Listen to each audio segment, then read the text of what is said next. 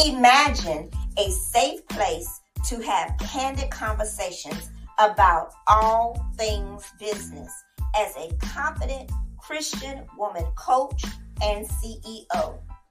Imagine a safe place to share, connect, grow, build as you unlock what's inside you. A confident Christian woman coach and CEO to clarify your specific mission, message, mandate, mantle to market. Imagine a safe place to learn how to develop a business blueprint, lay a firm foundation with business structure, policies, procedures, service, and product development that builds the business framework and construction. Welcome to Confident Woman Incubator Podcast. I am your host, Coach Doreen Letson Reed, certified business coach to confident Christian women coaches. Confident Woman Incubator Podcast is a platform for you, Christian women coaches that desire a safe place to unlock what's inside you, to develop a business blueprint, gain clarity of their specific mission, message, mandate, mantle to market, lay a firm foundation with business structure, policies, procedures, service, product development that builds the business framework and construction to overcome fear, shatter misconceptions, increase confidence, and profit by faith in all things business. Welcome to Confident Woman Incubator Podcast. Join us each week for these candid conversations to unlock what's inside you in all things business.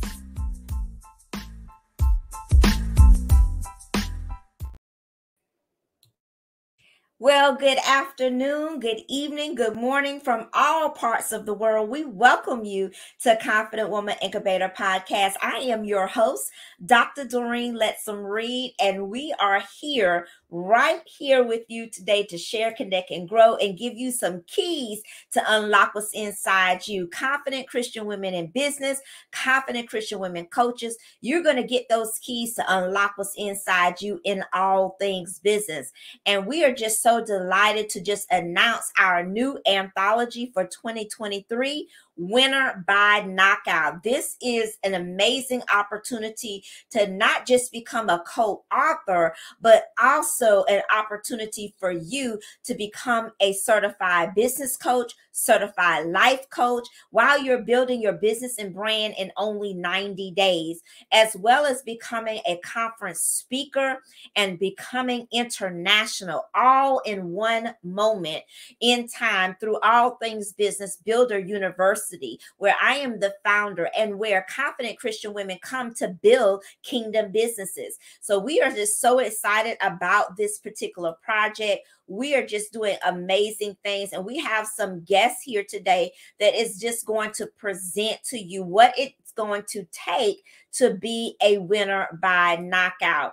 And let me just show you the cover while I am just going to just blow your mind right here with our amazing cover. Look at this.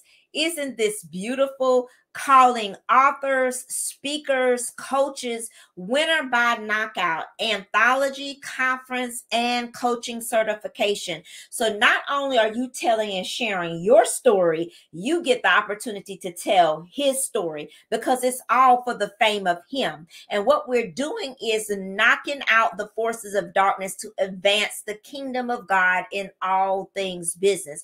And we want you to be a part. But first, we're going to bring out our guests to just talk about what does it take to become a winner by knockout. And I have none other than Eric the Great here with me. I tell you, you can't get no greater than a green beret. Yes, ladies, I didn't come to play. I went and got the best, literally of the best. And then I have here Bishop Joseph Edge with me. And Miss Edge and I have been kicking it for a while. I know he's an elite warrior. He's been knocking out darkness for a very long time in the public school system, right in the trenches where everything is going on from generation to generation. And now, not only that, God has elevated him to pastor, to be a bishop over churches. So we know that he's an elite warrior when we know he's literally knocking out the forces of darkness one breath at a time to advance God's kingdom. So ladies, I didn't come to play. I brought you the best of the best to really unlock what's inside you and learn how to become a winner by knockout. So welcome, gentlemen, to Confident Woman Incubator podcast. And I love hearing from the gentleman's perspective. So, Eric, we want to start with you. Just first tell us a little bit about who you are. And my God, just saying the word Green Beret is mind blowing. Thank you so much for being here. Hey, how y'all doing? Well, my name's Eric Jones. I just turned 29 years old 2 weeks ago. Um, from Birmingham, Alabama. I'm currently in Louisville, Kentucky. I did 8 years in the military. I got out 2 years ago. I got medically retired, but I also own a podcast. I've been doing that for 2 years. It just started to take off last year where I interview platinum selling artists, business owners, up and coming artists, or anybody that want to have a conversation, authors, athletes, and I also used to do security for big time celebrities too in the past, but I've been focusing more on the podcast now here recently. And I've been in Louisville for going on 3 years. I moved here when I got out the military, and I just been doing a podcast thing here and just going to work, things like that. Well, this is going to be an amazing conversation. Bishop Edge, I tell you what, thank you so much for once again being here. I want to just welcome you to Confident Woman Incubator podcast. And I want you just to tell everyone exactly who you are and what you be doing. Now, we know it's a list of things that you're doing because you were very, I tell you, he's a winner by knockout. I'm telling you, this man didn't come to play. As I said, we worked together in the trenches for a while. And so, yeah, he didn't come to play either. So just welcome to the podcast, Bishop Edge. Go ahead and tell everyone what you do and how you support the kingdom. Well, first of all, I love God. I love his word. I love his people. I love his presence. And those are the keys to success. Love God, love his word, and love his presence. By profession, Brother Eric is a Green Beret. I consider myself as a paratrooper because, paratroopers, they have to jump and they don't know where they're going to land. So every day I jump, supposedly going to teach third grade, but I don't know what's going to pop off. Really? So by trade, I'm an elementary education teacher. I teach math and science to a bunch of third graders. I'm married. I have two daughters. One is actually in the military station at Fort Drum, New York, and my youngest is 7 years of age, and she's in the second grade. I've been married 22 years. This June will be 23 years. In 2008, the Lord gave us a word around May of 2008 and told us we had to come to Jacksonville. And I obeyed that word, came in August of 2008 and have been here.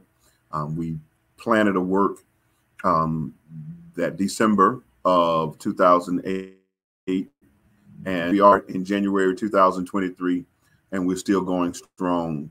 That moved from one church to covering, I think I'm responsible. I have maybe 8 churches that I'm responsible for at the moment. And then I'm constantly getting calls. So that number is constantly growing. And so here we are, and we just doing what we do to trying to help advance the kingdom of God. Kingdoms of this world Now, have become the kingdoms of our God and of his Christ. All right, go ahead. now, Mr. Edge, to me, you gonna always be Mr. Edge. I'm sorry. Yes, ma'am. That's just how y'all, Mr. Edge, Miss Alice, Miss Murray, y'all in my heart. So I'm still here, clinging to good people because it's hard to find good people. That's the And truth. Mr. Edge, I think you said we've been knowing each other. All of us been connected about 15 years. So you Yeah. hold on to God. Jesus said, "Who was that touched my garment?" That woman did not let go. Like, give me this power because I ain't letting go. Right. So here I am, Dr. Doreen, which I wasn't when they first met me. I'm still holding on to the garment, saying, "Can I just get a little bit of this power?" Right. Amen. Because when you are in the trenches, as you and I have served, and Eric, the landmines, I don't even can't even imagine what was that like as a soldier. We have the landmines of listen, public school system is no joke.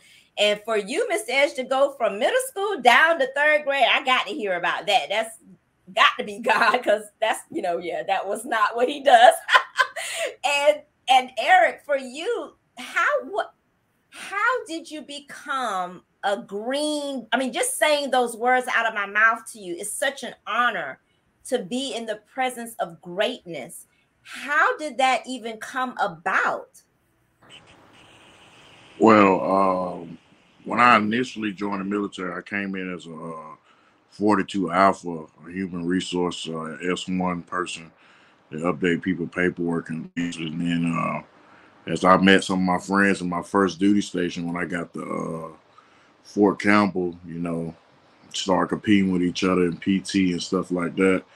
And I just started saying, I'm like, the regular army just came too easy for me. Like, I was making 300s on a PT test. I was running 5 minute miles.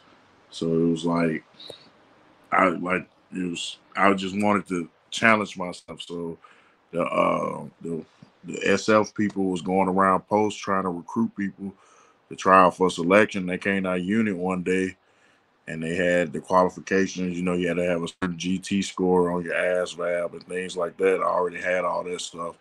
So I was like, I had talked to the staff sergeant. I was I was a PFC at the time. I was a private, and I was like, I wanted to try out. So me and two of my buddies, we tried out for it. So there's a lot of people in our unit tried out for it, but only three of them that I knew personally that I hung out with outside of work. But um, a lot of them, we was the only three people that made it. Me and two of my buddies. One of my buddies didn't make it, but it's all good. But you basically go through a 3-4 week selection process where it's basically like another basic training, but it's times 10.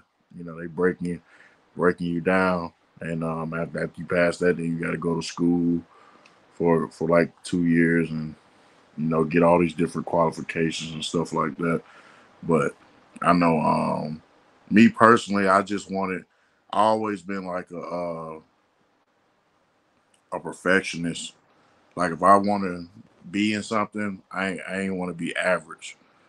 And then plus joining the military, you always have to keep in mind that you got a chance of going overseas. So, and fighting in a war. So my whole mindset was that, you know, once I didn't decide to go to college and play sports and I joined the military, I was like, well, if this has to happen one day, as far as me going to Afghanistan or something like that, I don't want to just be an average soldier. And I'm not knocking, anybody that's doing that, but personally, I wanted to have as many skill sets as possible. You know what I'm saying? If I was able to challenge myself physically to attain all those skills, as far as going to airsoft school, jumping out of planes, ranger, all that good stuff, then that's what I wanted to do. And so when the situation came came about, I had the utmost confidence to know that I had everything that I needed to have if I got in certain situations. So that was the main reason why I did it. But I like, I used to regret like a lot of stuff about the military, but as I started to get a relationship with God and started to go down the spiritual path, I became more at peace at stuff that I had to do in the military. So Wow. Mr. Edge, when you hear Eric's story, it's some highlights, even when you were talking about the 3 keys to success: love God, love his word, love his presence. And when I'm hearing Eric's story, he was like, I made a decision to challenge myself. Average is not good enough for him, wasn't good enough for him. When you hear those keys to, of success, what do you think about that? And then he's saying, he did the Rangers, not just, all these different levels of the elite warrior to win by knockout. What would you like to say in response to his story? Well, I would love to say that anyone that is committed to succeeding in life, they know that once they embark upon that trek, it's almost like a call that calls for more, and the scripture teaches us in the book of Proverbs, it says that the path of the just is as the shining light, which shineth more and more to the perfect day. Sometimes it's not evident or even clear at first of what it is that we want to do, want to be, want to become. However, but once we start, Brother Eric was like, they had to go through basic training. And then once basic training, complete AIT, and then he gets his duty station at Fort Campbell, he realized, I just don't want this. There's an appetite for more. And when there is an appetite for more, my brothers, my sisters who are watching this, there's nothing that can stop you, because it's almost like you become a bullet train. You become unstoppable. And anything that gets in the way, clum, clum, you're going to run right on over it. And so, but that is because oftentimes when we set out to do that thing, we don't necessarily know what it is. But then when we get that appetite, it is that path of the just is as the shining light. It's almost like when the train goes through that dark tunnel, all you see is darkness on this side. But however, as you press and keep moving forward, the closer you get to coming out on the other side, the closer that light or the larger that beam of light becomes, the closer you get to it. And oftentimes, that's how it is with life and the purpose of God. It doesn't make sense at first, but we obey God. We step out on that word. And as we step out on that word, I don't have a clue. I'm clueless as to what I'm doing. But just like Peter, he stepped out of the boat and stepped on that word and kept walking to Jesus. He didn't even realize he was walking on water until he got close enough to Jesus. And the Bible said when he saw the wind boisterous, he saw the water, the Bible said he began to sink, but he made the cry, Lord, save me. But by that time, he had gotten close enough to Jesus that Jesus was able to reach out and grab him. He didn't even realize the strides that he made to get to Jesus. Oftentimes when we step out in obedience, we don't realize how far we have gone until we realize how long we've been in it. And then it's like, oh my God, I'm really here. That light has become bigger. That light has become more evident. And then it is there oftentimes that we can then make some more precision judgments and be more selective as to what it is that we want to become and what it is that we would like to do in life. It's almost like, and I don't know, how far am I supposed to go in this, but in the Gospel of Mark, I want to say it's chapter 5.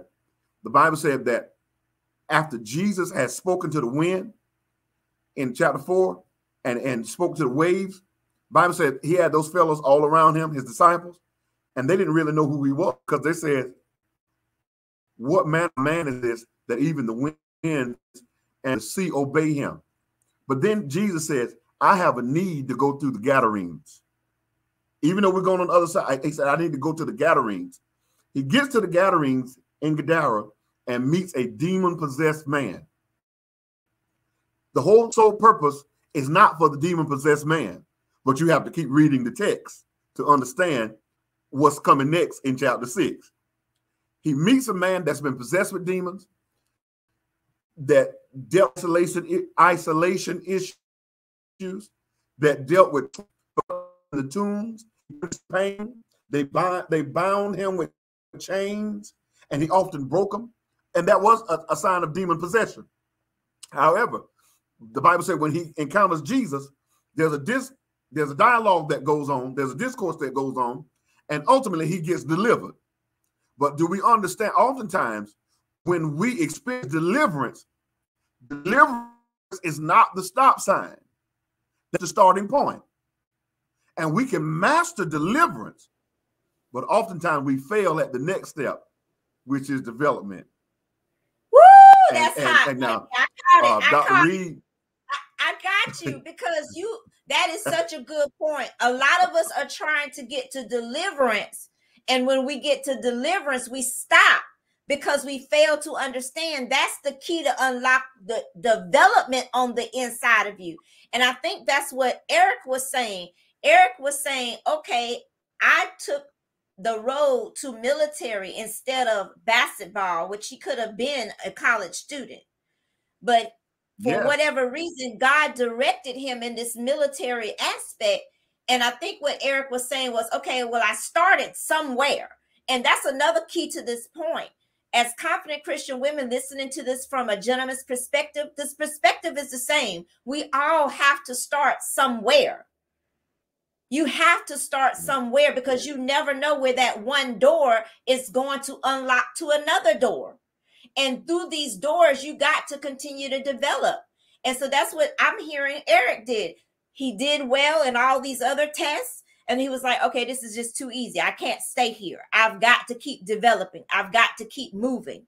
And so a lot of times we're just focused on the deliverance from this problem and that problem and these different problems. And that is not the stopping point to win by knockout. We have to develop. And as you develop, that's how you get your increase. That's how you show your faithfulness. And that's what I believe God is looking for. He's looking for the faithfulness in the midst of the development, in the midst of your deliverance. He's wanting to it wants to determine if you're dependable. So those are like the 3 Ds. He wants to determine if you're dependable, if he can trust you with higher levels. And apparently, Eric, you were entrusted with one of the highest level there is in our country as a Green Beret, as a Ranger. I don't even know what Rangers do, but we know that it's of the elite of the elite. So, Eric, when you're hearing all of these comparisons, and you all have another comparison, did you catch that, Mr. Edge? Both of y'all you're in HR, and he was in HR when he first went into the military. Did y'all catch that connection? So let's just wrap all of this. This is really, really good. The different keys that y'all are bringing out. This is what I'm getting from the conversation. Eric is teaching me a lot, because he says, I'm not going to be average. No disrespect to those that are serving in that capacity, but for him, he had to identify and clarify his specific mission, his message, his mandate, the mantle on his life to get to market. If he did not go through that, do you think he would be talking to platinum artists right now? No. Come on now, y'all getting this?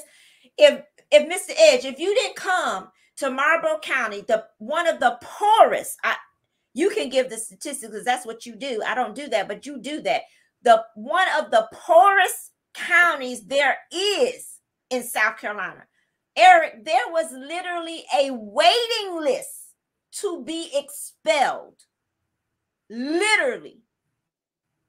Mr. Edge and other 6th grade teachers that I mentioned, we worked together to dissolve the powers of darkness. It was mind-blowing what God did in that school. We witnessed it with our own eyes. He took a few believers that are now still connected, glory be to God, to change generation after generation after generation. And if you think that we got to this point without being faithful back there when no one didn't know our name and we didn't have no credentials and we didn't know if we was coming or going because that school was crazy.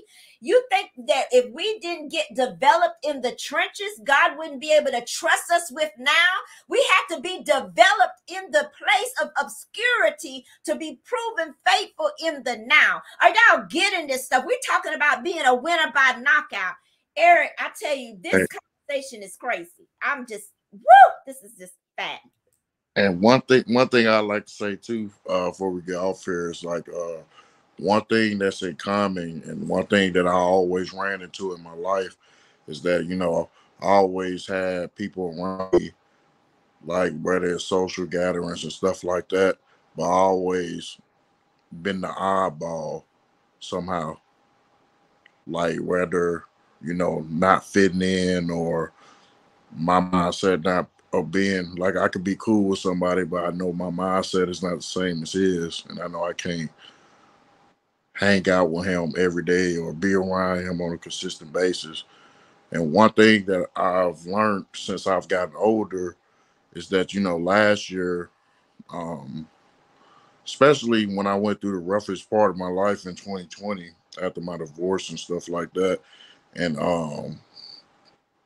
in 2021 in November, I just said, I basically went on a hibernation. I went from November of 2021 all the way to May of 2022, and then nobody hear from me.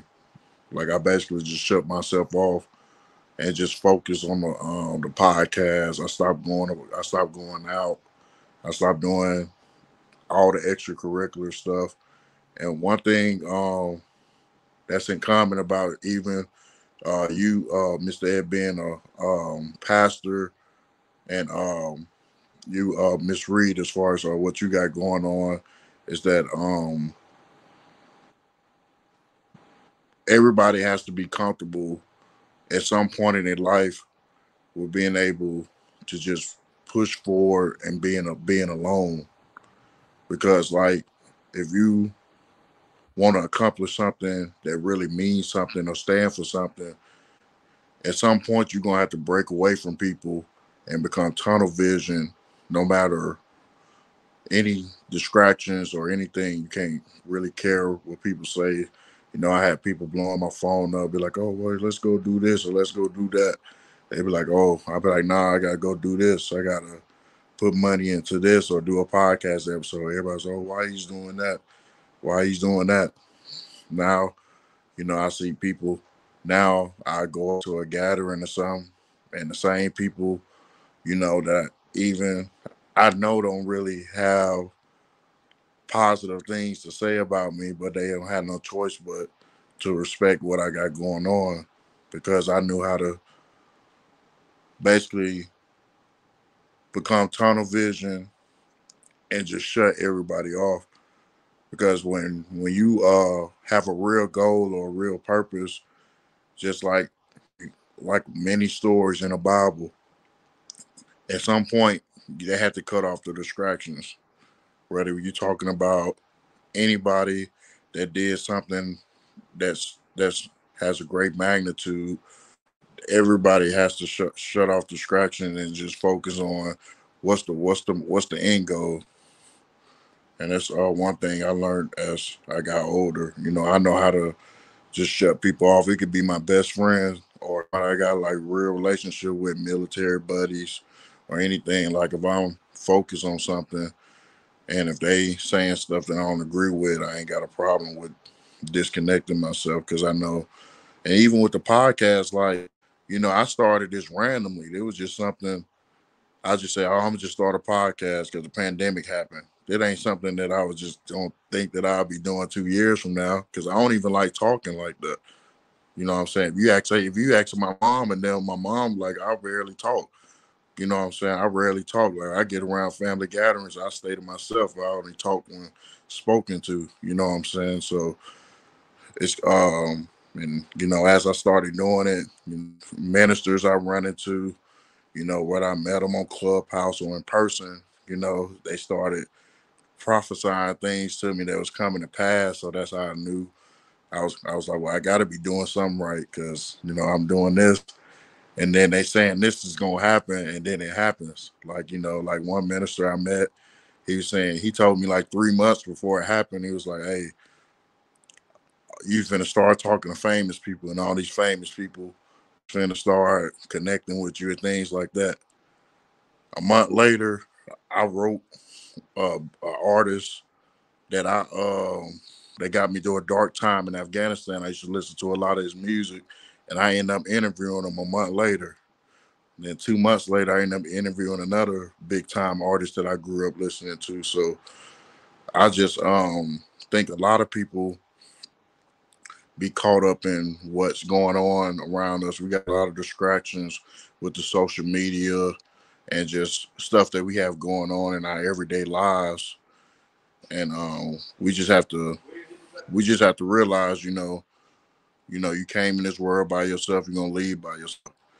And you shouldn't really care. And it could be your best friend. You shouldn't really care what nobody say or what nobody think about you. If you wanna go achieve something and if they ain't rocking with it, if you want to be a pastor, you want to be a bishop, and if they ain't agreeing with it, if it's really something meaning good and it's for a good cause, God gonna remove them out your life. And that's something that I seen happen to me recently. Like people, I show love to and been genuine to and things like that.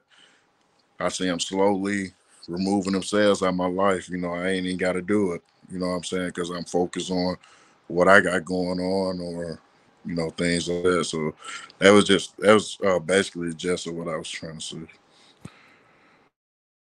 Yeah, this is so powerful. Miss Ed, I'm just speechless when I'm hearing these stories. It's just amazing. And Eric hit on another D, distractions. You can't develop if you're distracted. When you and I worked together, all of us came together, even Miss Grooms. It was so many people, it was countless people. Because Miss Grooms used to call out the announcement, and she was the one keeping up with me with the random acts of kindness. And we were all focused. There was a lot of distractions. We had a lot of disclaimers, people that didn't wanted to, destroy us, but they couldn't. And so, your final words on this, Miss Edge, I tell you, this is so powerful. You know, um, as I, reflect on what Dr. Rita said and Brother Jones, I never forget when I had come to Marlboro County schools. I had come out of government management, management for the government. And, the random acts of kindness, when I heard that, it was foreign to me because it was a different language. Here we are having to encourage children to do the right things. And a lot of times we just think that right things just come out of us, but right things just don't come out of us. You have to be trained to do right. You have to be instilled to do what is right. And I had to learn the language of education for students. I had spent my life, almost 10 years, in the government sector, managing 2 counties, and I knew black and white. I knew the law that was cut and dry, that was black and white, no gray areas. However, when I dealt with people on a day-to-day basis in that, there had to be an empathy. There had to be sympathy towards what they were going through, because I served dislocated workers, people who had lost their jobs, and then labor market statistics and knowing unemployment budgets. I managed a program that was, I think, $77 million at the time, annually. And having leave that, come to the education sector, and then listen to Brother Jones. Now, this is where he blessed me. He says, for the most part, he said after he survived his divorce, he had gone into a dark place. And a lot of times people look at where we are today, but they never know what we had to encounter to be where we are at the present moment. And he said it was out of that dark place, some people that ministered to him. In essence, he said he listened to the music. It ministered to him. It helped him through that dark period. And he reached out to them. He took a chance. That was faith stepping out. And let me tell somebody that may be looking at this, just by having thoughts in your mind and good intentions in your mind, but you don't have a plan written down, you're defeating the purpose. It's not a plan until it's written down. It's not a vision until you write it and people can see it and they can pick it up and run with it. Now, this brother, he took that vision from a dark place. He survived trauma. He survived a divorce. But do you not understand that the prophet Isaiah in 48:10 says, I have chosen thee. I have refined thee, and I refined thee like silver. But this is what he says. I've chosen thee out of the furnace of affliction. I think everybody that's doing anything for God or doing anything in life that's significant, we need to make the disclaimer. And the disclaimer should sound something like this. I suffered to be where I am, but I survived the suffering. And as we understand that we are survivors, that's a knockout punch to enemies of our purpose. That's a knockout punch to enemies that confront us mentally. And we have to have that precision focus to keep moving forward. Dark seasons are going to come. Hard times are going to come. But you can't give up just because they show up. You have to keep moving forward. I never forget, and I close with this. As a little child, we used to travel to Florida, and my mother was terrified. And my daddy would put her behind the wheel, and he told her, she said, no, Joseph, it's raining, and I can't see the road. He said, don't look at the distance. He says, look at the lines on the road. Even though you can't see far, if you pay attention to the lines, you will be all right. Slow down. And he said, but whatever you do, don't stop. You keep driving. He said, because eventually you're going to drive out of this storm. Eventually you're going to drive out of this obscure place. That's what Brother Eric did. That's what Dr. Reed did. That's what I did. We had to deal with life with the hand we were dealt. However, we kept dealing and we kept moving. And even though the change may seem as if it was very insignificant, but to somebody, it changed someone's life. And these are the things that serve as an encouragement, that serves as an impetus, that serves as a motivation to keep moving, even when everything around you say to stop. And also, just imagine, this is the last thing I'm gonna say. Like, just imagine, for anybody that listen to this, anybody early 20s or about to embark on a career or anything like that is, what you said about the cards you was dealt. So, these the cards I was dealt, just in a short thing, staying house to house, you know what I'm saying, while I was a child. Last year of high school, no adult supervision. So I had to stay disciplined enough to graduate high school my senior year of high school because I had no adult supervision. Then, I ran across my dad, stayed with him till I joined the military, Also, going through ups and downs in the military, where I come from, the politics of the military, or, when I went through a divorce and lost everything, lost 30,000 in 6 months, car got repossessed. When I retired out the military, basically had nothing, had to start over again. The only thing I had to look forward to, I was like, well, I'm out the military. I know I got a check for the rest of my life, but far as everything I had worked and saved up for, even when I was looking out for my ex-wife at the time while we was going through the divorce, so I still got the short end of the stick because she was being, spiteful. It is what it is. I don't, you know, hold no grudge or anything like that. But I was just like, that's why I tell people all the time, like, all the stuff that I went through, when I first got out the military, you know, going going 3 months without no transportation, you know, not being able to go to the grocery store, just simple stuff, you know what I'm saying? So uh when I reflect back on things like that, and that's one of the reasons I wanted to write a book because, uh I always the underdog always reflect with me in life. Like, it's always good when a person, anybody can perform good. If somebody say, hey, I give you a stable house home, you're gonna get all 3 meals every day. You ain't gotta worry about hearing gunshots at your mom's house. You ain't gotta worry about being on food stamps or anything like that.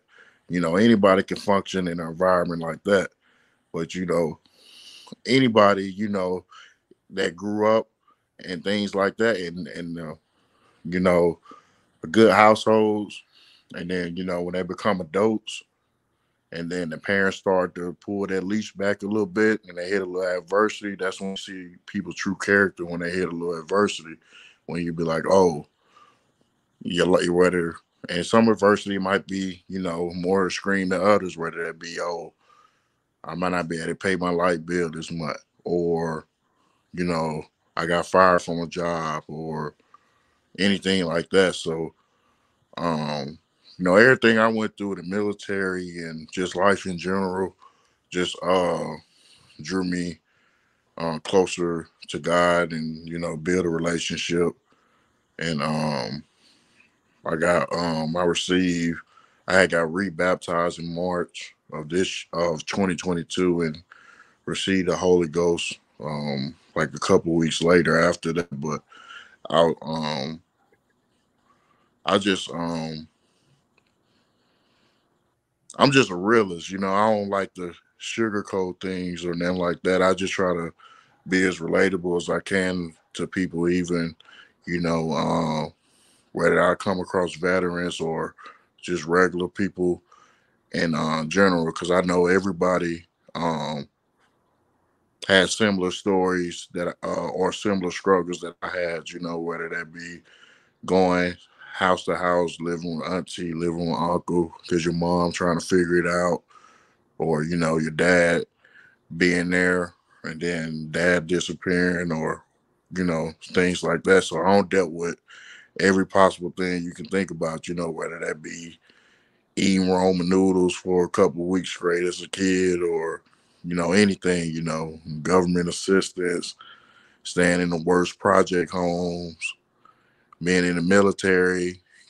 That's why I tell anybody, like, I feel like just like how Korea is set up, I feel like every male in the U.S. should serve at least 2 years in the military. And I feel like the crime rate will go down because it teaches you discipline. It teaches you how to just be a responsible adult, whether to pay your bills on time, just normal accountability that you should have as a human being. So That's a good perspective. Yeah, I'm gonna have to ask you guys to come back because this is a lot to really unlock. And Eric, you just brought a point that made me start thinking, what is that like for an African American young man as a Green Beret? Because we don't see that. That's why when you tell your story, it's so touching to me. Because Mr. Edge, when is the last time you've seen an African American Green Beret? I mean, when have you seen an African American Ranger? Well, You see what you? I do know one. I've never It's seen the only one I know. well, now we know you know two, and I know one, and so yeah, that's crazy. And we're not young.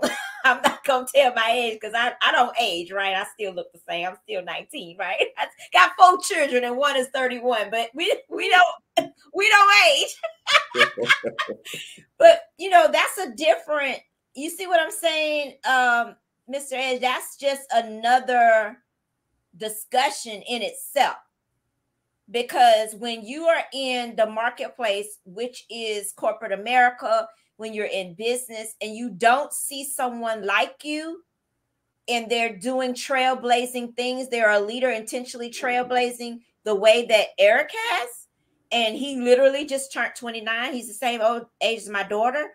So what does even that look like? You see what I'm saying? And Mr. Edge, you touched on the same thing. You was had this big amazing government job making all this money, and then God sends you to literally poverty. I don't know what that was, poverty times 100. And then he's telling you, I want you to teach these children that are in the 6th grade, 7th grade, 8th grade, and they don't know how to read. They don't know their multiplication tables.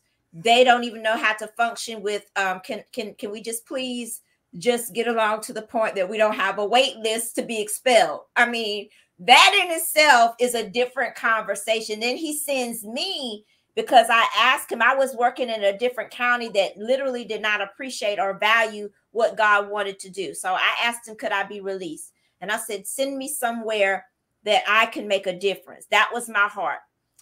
Fannie Mason did not know me from nowhere. God literally told me to call the school. Literally, he gave it to me in a dream. He said, in the next morning, I want you to call the school, and they need help. I want you to go and make yourself available. That time we were doing pack testing. They had no monitors. They had no proctors. I went for the entire week for free. God has a way of using me for free. I served a whole year in another county for free, and that's how he bought my house. So I've learned that, literally that year I served literally for free. I did not get paid because I was under attack as usual. And they didn't like me, all that. But I kept serving for free. God said, go. And the next year he bought my husband and I this house that we're living in now.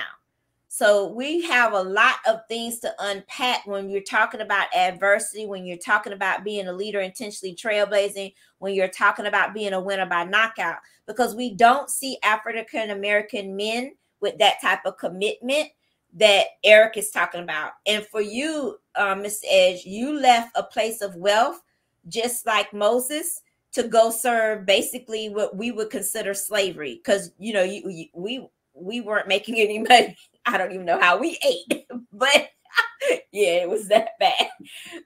So, and now you went to Florida at the same time I did in 2008. He released me in 2008. He released you in 2008. I think that's phenomenon right there to do what I'm doing now. And, you had to start a work from scratch there too. So it's just a lot to unpack. Would you gentlemen be willing to consider to continue to work with me, to help me? I need help advancing the kingdom.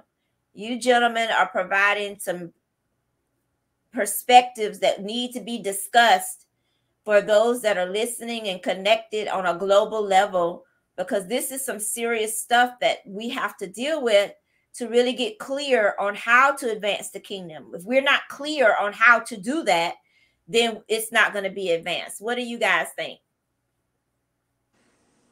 Yeah, absolutely. And also, Mr. Ed, I always looked at pastors as being like the ultimate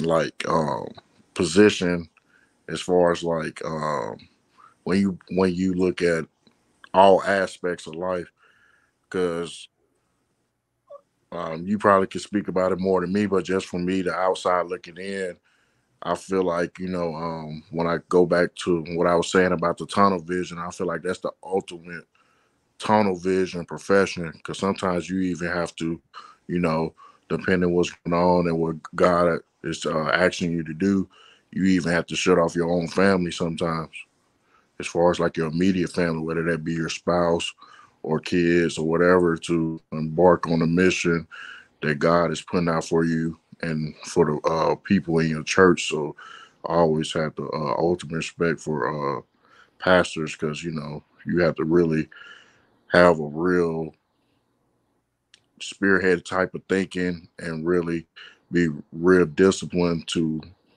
be able to navigate, whether that be shutting people off or being able to multitask and things like that.